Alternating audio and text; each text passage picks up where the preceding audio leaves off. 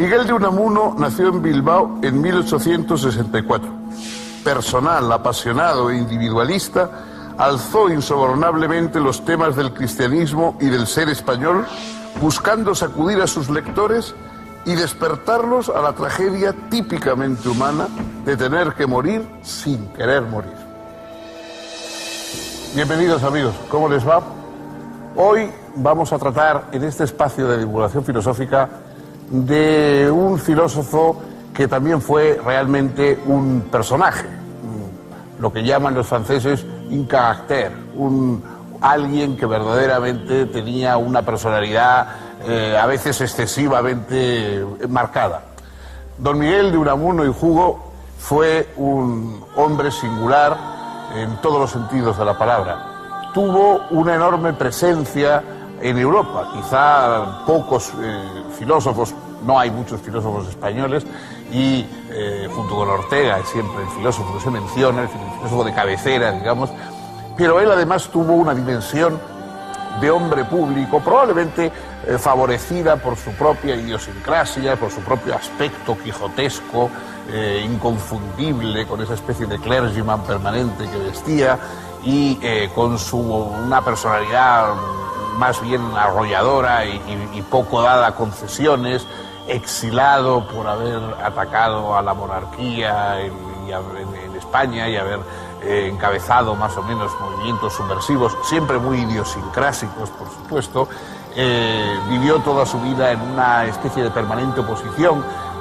Uno de sus libros, de su recopilación de ensayos, se llama Contra esto y aquello, con lo cual ya indica que verdaderamente ese era su talante, era un talante polémico, un talante paradójico. A él le encantaban las paradojas y acuñó una especie de estilo de intelectual basado en la paradoja.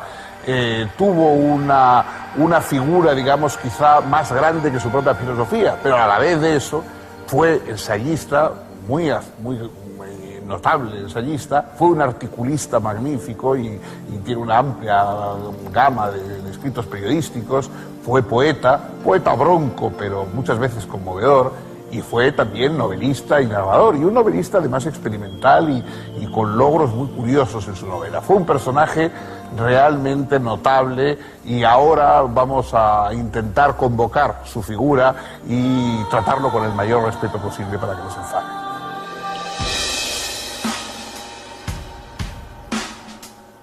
Proveniente de una familia de clase media, Miguel de Unamuno y Hugo realizó sus primeros estudios en el Colegio de San Nicolás, en Bilbao.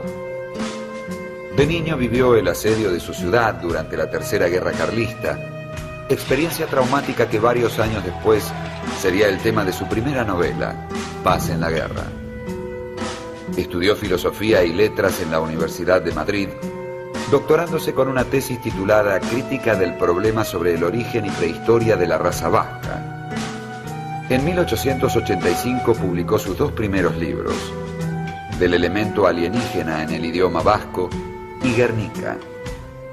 También comenzó a ejercer la docencia y a colaborar con el periódico Noticiero de Bilbao. En 1889 viajó por Suiza, Italia y Francia, y a principios de 1891 contrajo matrimonio con su amor de toda la vida, Concha Lizárraga. Poco después ocupó la cátedra de Lengua y Literatura Griega en la Universidad de Salamanca, de la que fue rector a partir de 1901.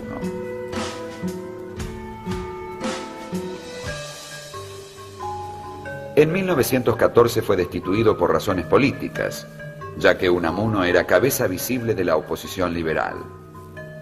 Por esa época fue condenado a prisión por injurias contra el rey, si bien la condena no llegó a cumplirse.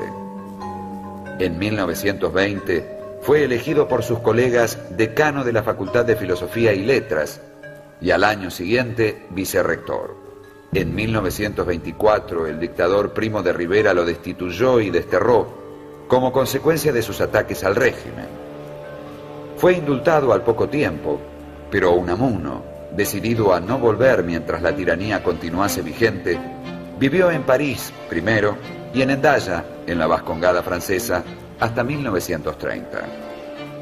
Al caer la dictadura, volvió triunfalmente a Salamanca, Fue elegido concejal por la coalición republicano-socialista en 1931. Proclamada la República, volvió a su cargo de rector en la Universidad de Salamanca y a la vez fue elegido diputado ante las Cortes.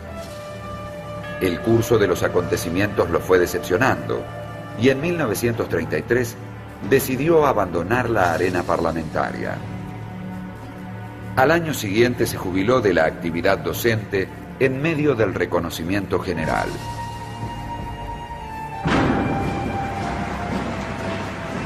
Al comenzar la guerra civil, Unamuno vio con simpatía el pronunciamiento franquista, considerando que era una alternativa a la anarquía y descontrol en que había caído la República.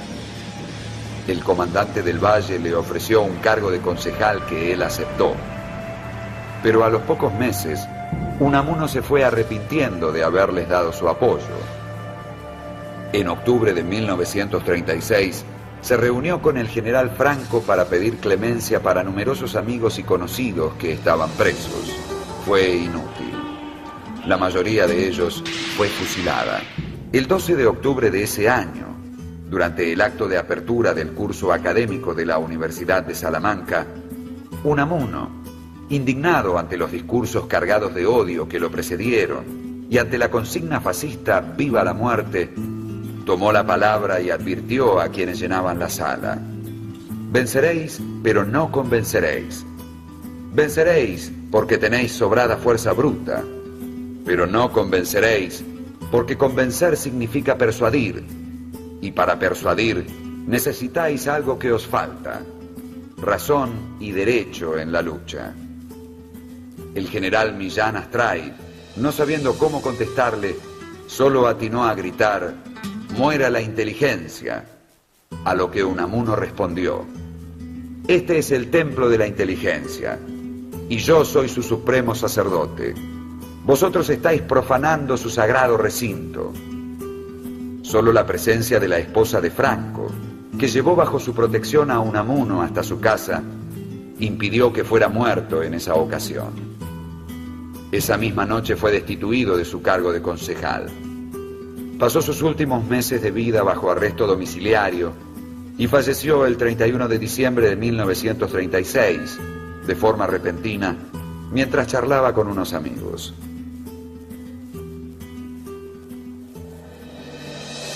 Unamuno fue una especie de existencialista. Probablemente a él no le hubiera gustado, como no le gustaba ninguna caracterización, porque cualquier caracterización significaba que él estaba con otros y a él le gustaba siempre encontrarse solo y bien patente.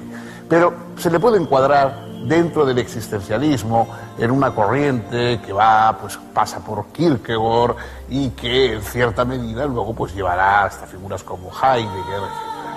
¿Existencialismo en qué sentido? En el sentido de que Unamuno pone en el centro de su reflexión no al hombre abstracto. Él detestaba la idea de un hombre abstracto, de un género, algo sin atributos, sino el hombre, como decía él, de carne y hueso. El hombre de carne y hueso tiene que ser el centro de la filosofía, tiene que notarse su palpitar, tiene que notarse su carnalidad. Y sobre todo tiene que notarse los verdaderos afanes, porque los seres humanos tenemos afanes propios ligados a nuestra condición carnal. ¿Cuál es el fundamental de todos? No morir. La muerte es algo con lo que somos incompatibles, que no podemos soportar, y sobre todo Unamuno es un enemigo decidido de la muerte. Hay luego un pensador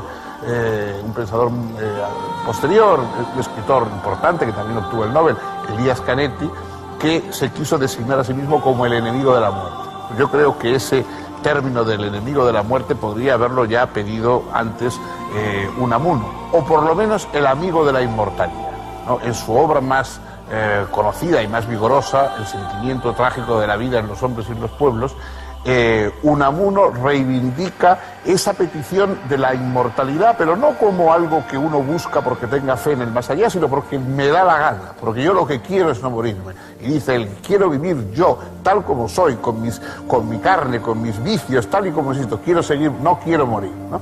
Esa digamos, protesta extraordinaria y que él modula con una fuerza enorme en su libro, esa reivindicación de un hombre concreto, un ser humano concreto, con sus miedos y con su necesidad de eternidad, es lo más característico, lo central de la obra de Unamuno y lo que le da una fuerza notable y causa un impacto en el lector, aunque a veces sonría un poco ante esa vehemencia frente a, me parece, irremediable. Unamuno fue un escritor prolífico. Entre sus obras podemos mencionar piezas de narrativa, obras costumbristas y autobiográficas, poesías, teatro y ensayos filosóficos y políticos. Del sentimiento trágico de la vida y Niebla fueron las obras que le dieron fama y prestigio internacional. Al morir, estaba escribiendo unas notas sobre la Revolución y la Guerra Civil Españolas que, bajo el título El resentimiento trágico de la vida, quedarían inconclusas. Es interesante hacer notar que las dos figuras filosóficas más notables, sin duda, del siglo XX en España, son, por una parte, Miguel de Unamuno y por otra parte, José Ortega y Gasset. Los dos prácticamente se puede decir que comienzan, que aparecen en el mundo de las publicaciones y de la proyección filosófica con una obra sobre el Quijote, sobre Don Quijote, ¿no? Ortega escribió las Meditaciones del Quijote y Unamuno escribió La vida de Don Quijote y Sancho. La vida de Don Quijote y Sancho es un libro singular y, como casi todo lo que ocurre con Unamuno, es por una parte grandioso, por otra parte disparatado, por una parte conmovedor y otras veces, en fin, lo rechaza uno como algo excesivo, pero es una obra que no deja indiferente. Nada menos que Unamuno lo que pretende es volver a escribir el Quijote. Un poco, a veces se ha dicho que Borges, el famoso cuento de Pierre Menard, autor del Quijote, una de las ironías, digamos, que introduce es una especie de retrato paródico del propio Unamuno y del propósito de Unamuno, que era volver a escribir el Quijote, porque Unamuno consideraba que Cervantes le había pisado la idea, ¿no? El que debía haber escrito el Quijote era él, porque Cervantes de alguna forma se burla o no entiende a Don Quijote. Unamuno piensa que Cervantes está por debajo de su tarea, que lo presenta a Don Quijote como alguien risible cuando Don Quijote es el único personaje serio que hay en la novela y puede que en la historia, ¿no? Entonces, Unamuno convierte a Don Quijote en una figura casi mística, en una figura religiosa, en una especie de santo, en un abanderado tras el cual hay que ir. Esa frase que en un momento determinado dice Don Quijote, en un contexto nada enfático, cuando dice yo sé quién soy, esa frase es la que más conmueve a Unamuno. Yo sé quién soy. Eso es lo que un hombre tiene que buscar a lo largo de su vida, saber quién es. Y seguir adelante, digan lo que digan los demás, aunque le llamen a uno loco, aunque le llamen a uno estúpido, aunque piensen que lo que hace uno está haciendo son disparates. Si uno sabe quién es, tiene que seguir adelante contra todo y contra todos, ¿no? Esa especie de veneración o de adoración hipospeseada, por supuesto, exageradamente, de Don Quijote, explica mucho mejor a Unamuno que al Quijote, por supuesto. Y el libro, sin embargo, La vida de Don Quijote y Sancho, al menos en fragmentos, sigue siendo una obra que impresiona, que conmueve e incluso que divierte, quizá un poco en contra de lo que pretendía Don Miguel.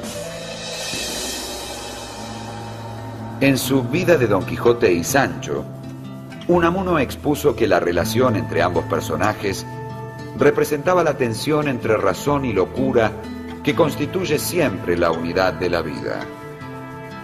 Años más tarde, esta tesis reapareció en Del sentimiento trágico de la vida, presentando la vida como permanente paradoja.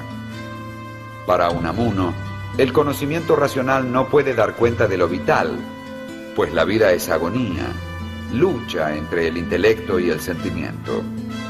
Según él, el más trágico problema de la filosofía es el de conciliar las necesidades intelectuales con las necesidades afectivas.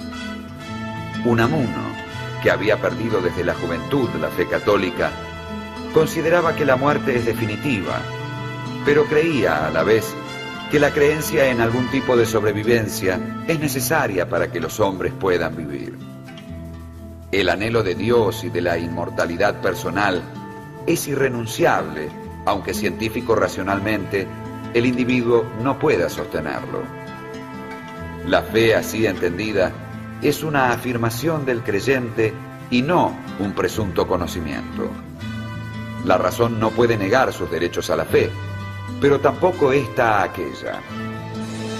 El hombre filosofa, precisamente, porque necesita justificarse a sí mismo en este conflicto que él mismo es, como tensión entre lo individual y lo colectivo, entre el espíritu y el intelecto, entre lo racional y lo emocional. Unamuno, al abordar estas temáticas, elaboró un poderoso vitalismo y anticipó el existencialismo. Para él, la realidad primaria con que el filósofo se encuentra es la de sí mismo, como voluntad de no morir. Esta voluntad es la secreta raíz del más inconfesable anhelo humano, el apetito de divinidad. Las ideas de Unamuno no solo se expresaron en sus ensayos filosóficos, sino también en el resto de su obra escrita. Unamuno, bajo la influencia de Kierkegaard y Schopenhauer, había también rechazado el racionalismo y, en general, la tendencia de sustituir realidades vitales por otras meramente conceptuales. La perspectiva racional quiere fijar, pero la vital renuncia a lo permanente y unívoco. Desde este punto de vista, una cosa cualquiera es nada menos que un repertorio de posibilidades.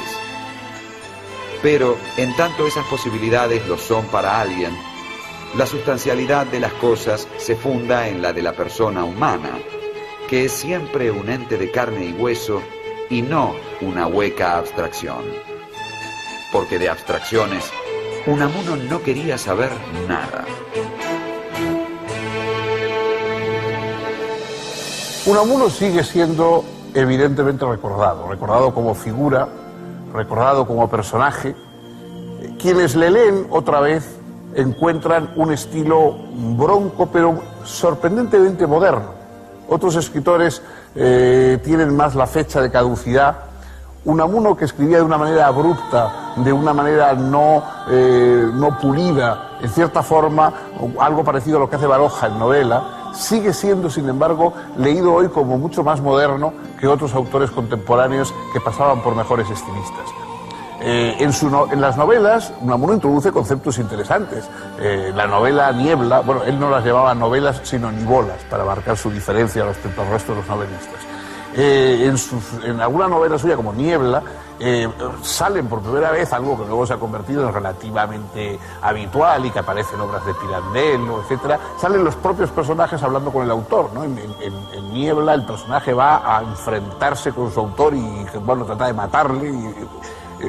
Él tenía muchos elementos originales, algunos de sus historias además siguen siendo reflexiones, por ejemplo, sobre el tema religioso, que está constantemente en el fondo, ¿no? La religión, él hubiera querido creer porque eso le habría venido bien para asegurar su inmortalidad, pero no termina de poder creer y eso lo desgarra. Hay un cuento suyo, San Manuel Bueno Mártir, sobre la vida de un cura que ha perdido la fe, pero que sigue haciendo de cura porque quiere ayudar a los demás, que es extraordinariamente bonito y que verdaderamente es un logro literario de primer orden. Y muchos de sus poemas también tienen esta categoría. Pero sobre todo, yo creo que lo que sigue quedando de Unamuno es su propia figura, la fuerza de su figura, lo inclasificable, esa especie de entereza que tuvo.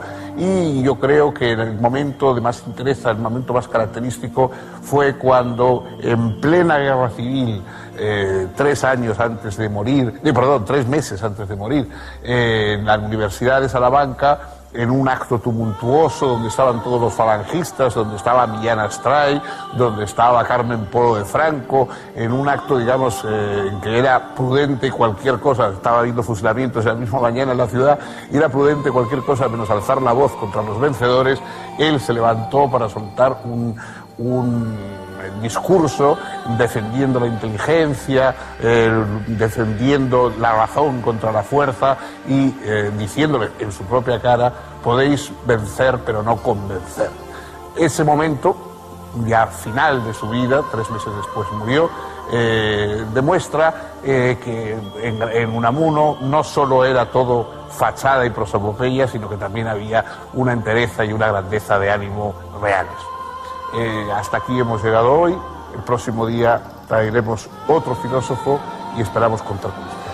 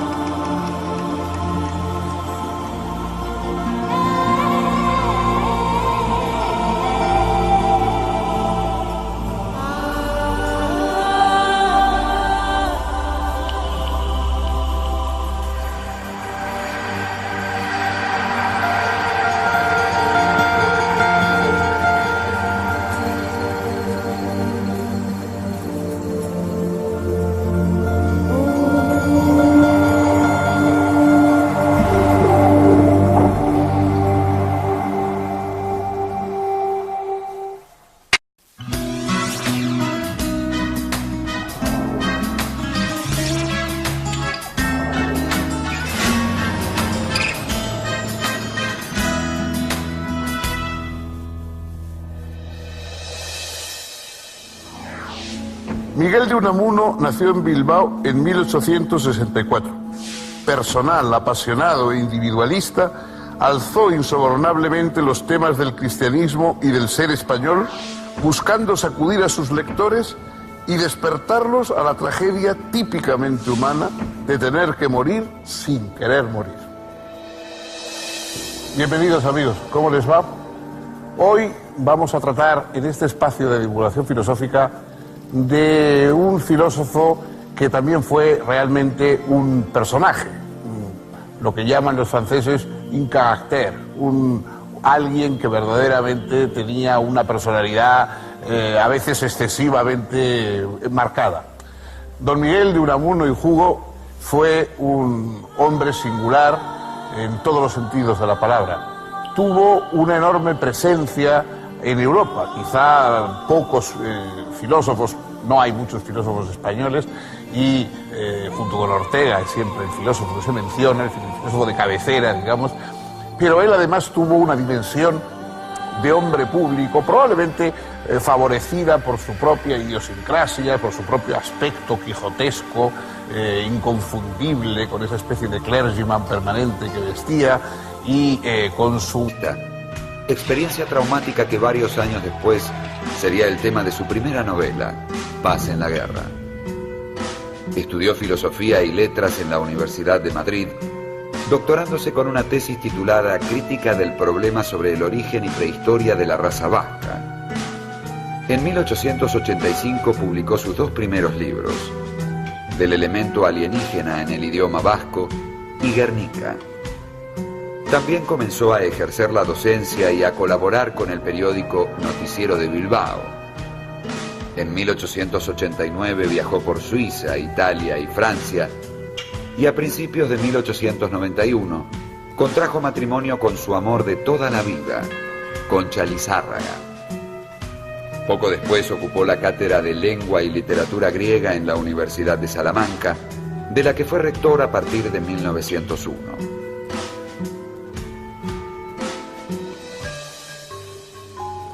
En 1914 fue destituido por razones políticas, ya que Unamuno era cabeza visible de la oposición liberal. Por esa época fue condenado a prisión por injurias contra el rey, si bien la condena no llegó a cumplirse. En 1920 fue elegido por sus colegas decano de la Facultad de Filosofía y Letras y al año siguiente vicerrector.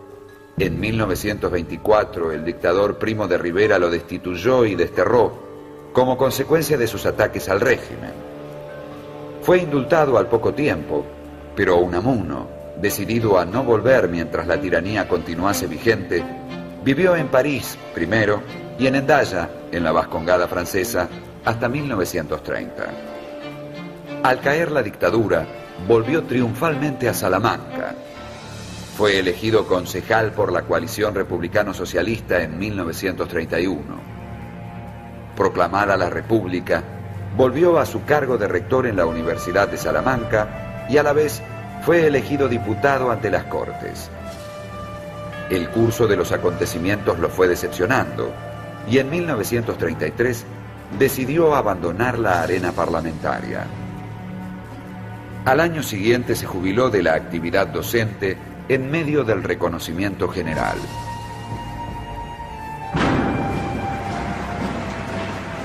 Al comenzar la guerra civil, Unamuno vio con simpatía el pronunciamiento franquista, considerando que era una alternativa a la anarquía y descontrol en que había caído la República. El comandante del Valle le ofreció un cargo de concejal que él aceptó. Pero a los pocos meses, Unamuno se fue arrepintiendo de haberles dado su apoyo.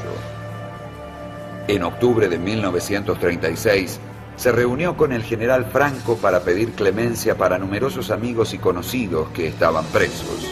Fue inútil. La mayoría de ellos fue fusilada. El 12 de octubre de ese año, durante el acto de apertura del curso académico de la Universidad de Salamanca, Unamuno, indignado ante los discursos cargados de odio que lo precedieron y ante la consigna fascista «Viva la muerte», tomó la palabra y advirtió a quienes llenaban la sala: «Venceréis, pero no convenceréis. Venceréis porque tenéis sobrada fuerza bruta, pero no convenceréis porque convencer significa persuadir, y para persuadir necesitáis algo que os falta: razón y derecho en la lucha. El general Millán Astray, no sabiendo cómo contestarle, solo atinó a gritar: «¡Muera la inteligencia!», a lo que Unamuno respondió: «Este es el templo de la inteligencia, y yo soy su supremo sacerdote. Vosotros estáis profanando su sagrado recinto». Solo la presencia de la esposa de Franco, que llevó bajo su protección a Unamuno hasta su casa, impidió que fuera muerto en esa ocasión. Esa misma noche fue destituido de su cargo de concejal.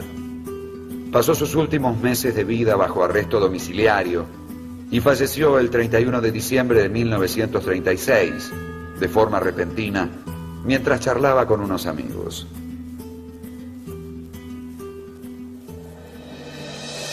Unamuno fue una especie de existencialista. Probablemente a él no le hubiera gustado, como no le gustaba ninguna caracterización, porque cualquier caracterización significaba que él estaba con otros y a él le gustaba siempre encontrarse solo y bien patente.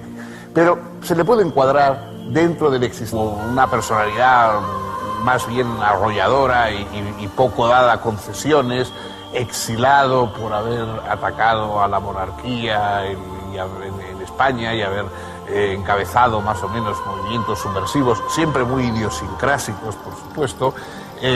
Vivió toda su vida en una especie de permanente oposición. Uno de sus libros, de su recopilación de ensayos, se llama Contra esto y aquello, con lo cual ya indica que verdaderamente ese era su talante, era un talante polémico, un talante paradójico. A él le encantaban las paradojas y acuñó una especie de estilo de intelectual basado en la paradoja. Tuvo una figura, digamos, quizá más grande que su propia filosofía, pero a la vez de eso fue ensayista, muy notable ensayista, fue un articulista magnífico y tiene una amplia gama de escritos periodísticos. Fue poeta bronco, pero muchas veces conmovedor, y fue también novelista y narrador, y un novelista además experimental y con logros muy curiosos en su novela. Fue un personaje realmente notable y ahora vamos a intentar convocar su figura y tratarlo con el mayor respeto posible para que no se enfade.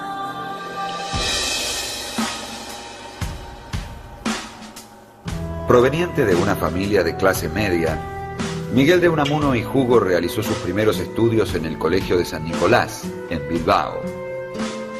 De niño vivió el asedio de su ciudad durante la Tercera Guerra Carlista.